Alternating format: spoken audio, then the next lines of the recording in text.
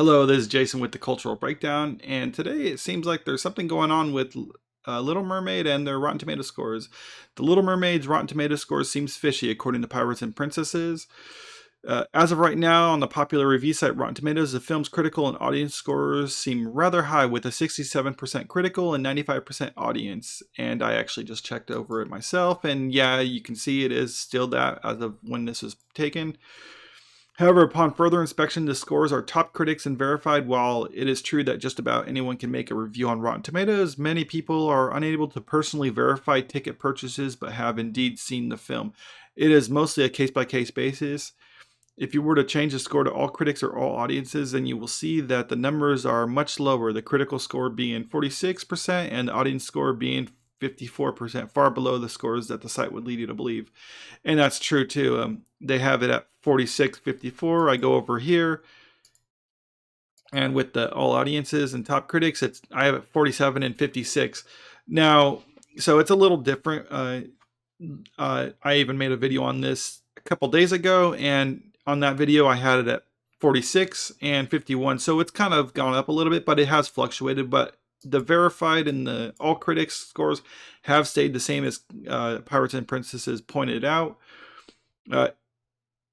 Yeah, and they even say it's never changed. It has stayed the same since the reviews started coming in, as it looked as if it's locked. And that's them pointing it out too. I go over to this Forbes article, and they even say the same thing, where there's a little audience score or there's something fishy about the Little Mermaid audience scores. Everyone's using fish puns, but yeah, well, it's appropriate for this. It said the critic score is just 67, writing, while audiences score is a whopping 95. Yeah, so. But one thing that actually did point out in the Forbes article that I thought was really interesting, this score is actually similar to Super Mario Brothers that just came out, that was pretty successful. It had a 59% critics with 96% audiences. So, and then if you looked at the Metacritic score, it was reflected in that. Whereas Little Mermaid, you have a higher audience score than a critic score, but this is what they have it at, 59 and 2.1. Let me see what that's at. 59 and 2.3. So this is what the Metacritic score is, and it is like they said. Whereas if it was reflective of Rotten Tomatoes, you would expect to have higher critics and audiences, but the critics at 59 here, and all critics or top critics for 47%. So it's actually kind of within that range, whereas Metacritic has this just way lower than what it is. So the question is, why is it doing that? Like, why is Metacritic so much different than Rotten Tomatoes?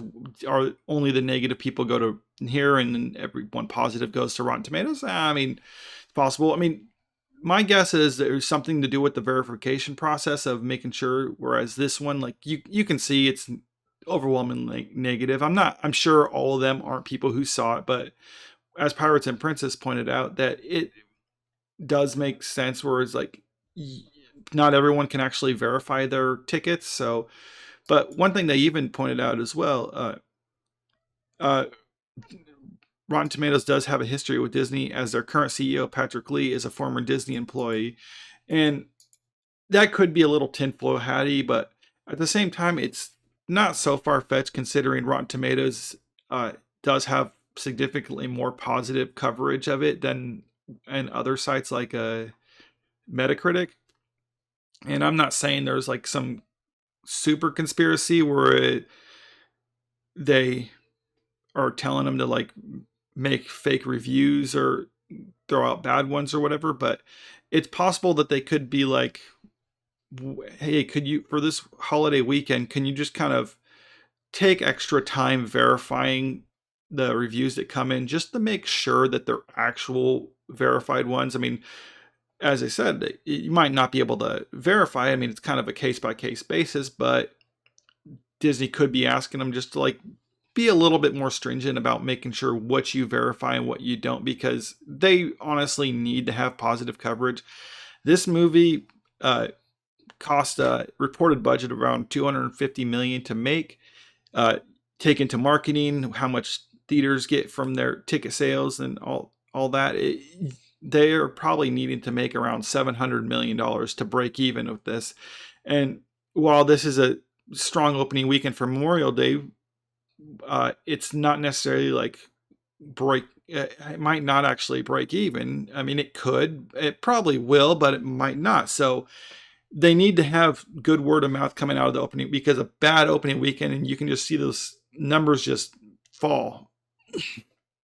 So maybe it is just Rotten Tomatoes being a little bit more strict on how they enforce their reviews compared to other sites, just as a little favor. But I don't know. I mean, we'll have to wait and see. I'm curious about what the next week drop off is going to be for this. I mean, if it just tanks and has a huge drop, then maybe then it probably will lose money. But if it's steady, then who knows? But that's just my opinion. Let me know what you think in the comments. Make sure to like the video and subscribe to the channel if you want to see more. Thank you.